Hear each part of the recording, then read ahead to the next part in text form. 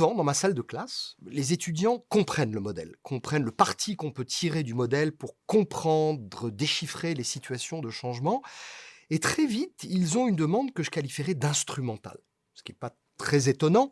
Ils me demandent si finalement on pourrait créer une sorte de tableau de bord de pilotage, un instrument de pilotage qui récapitulerait tous les indicateurs liés aux différentes forces du modèle et qui leur permettrait finalement, depuis ce tableau de bord, de piloter le changement de manière organisée, sereine. Alors, je ne sais pas ce que tu en penses. Alors, ça montre bien que la tentation panoptique, elle est toujours bien présente. Hein. C'est vrai que c'est plus rassurant. Ce serait plus rassurant si on pouvait tout mettre sous un tableau Excel et pouvoir suivre sa volée d'indicateurs pour dire ah ben check vu. Alors, je pense que les 5 forces permettent effectivement d'élargir le champ de vision et comme je le disais précédemment, je pense qu'elles doivent accompagner l'évaluation. Et donc se dire, OK, on a peut-être été très bon sur le plan de l'approche planificatrice, mais on est moins bon sur l'approche politique parce qu'on sent bien qu'il y a un clivage très net dans l'organisation. On a été incapable de créer du sens, donc on est mauvais sur l'approche interprétative, etc., etc.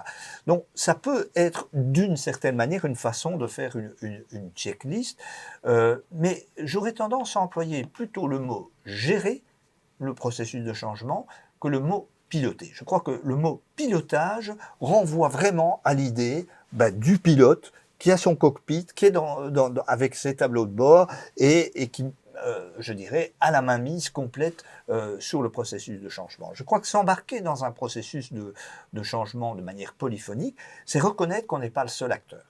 C'est reconnaître qu'il y a des parties prenantes. Et donc, gérer un processus de changement, c'est peut-être plus s'assurer qu'une série d'actions sont menées. Alors, quelles seraient ces actions? C'est par exemple ce que j'appelle dans le dernier chapitre de l'ouvrage la problématisation. Passer du temps au problème, à la définition du problème. Très souvent, les processus de changement démarrent avec la solution. On a la solution, c'est quoi le problème?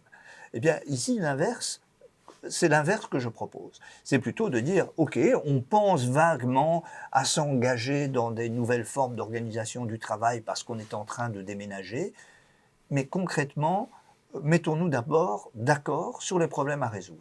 C'est un problème d'optimisation du mètre carré, c'est un problème d'amélioration du climat de travail et des relations de travail, c'est un problème de productivité, de performance, c'est un problème de casser les silos et d'essayer de créer davantage de communication dans la vie de l'organisation, c'est peut-être un peu tout ça, et donc on passe du temps d'abord à problématiser.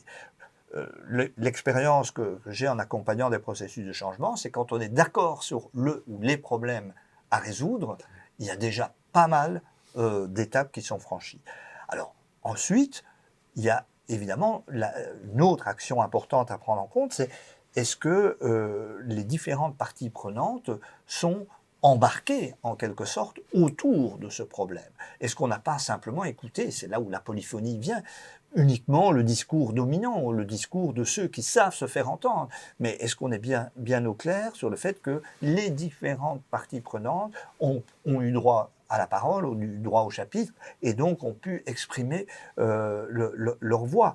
Et si elles les ont exprimées, est-ce qu'on est capable de les enrôler, c'est-à-dire de leur donner un rôle dans le processus de changement? Et encore une fois, de ne pas seulement tracer avec les meilleurs élèves de la classe. On a dans les processus de changement un problème qui est très souvent rencontré, qui est ce qu'on appelle le syndrome du groupe pilote. Hein, vous créez un groupe pilote en faisant un appel à candidature, donc vous avez des gens volontaires qui viennent, et ces gens vont vous tester les nouveaux dispositifs, vont se montrer hyper enthousiastes, évidemment. Ils sont très heureux d'avoir été choisis, ils sont chouchoutés par l'équipe de gestion du changement. Ils peuvent aller faire des rapports éventuellement en haut lieu, etc. Donc, évidemment, progressivement, ces gens vont devenir quasiment les alliés indéfectibles du processus de changement.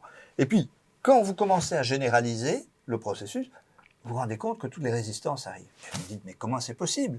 on les a impliqués, on a pris exprès des utilisateurs, et puis en fait, il y a tous les problèmes qui viennent après. Ce qui montre bien, d'ailleurs, que le management polyphonique que je propose n'est pas du simple management participatif. Le management participatif est souvent, d'une certaine manière, dans ses contradictions.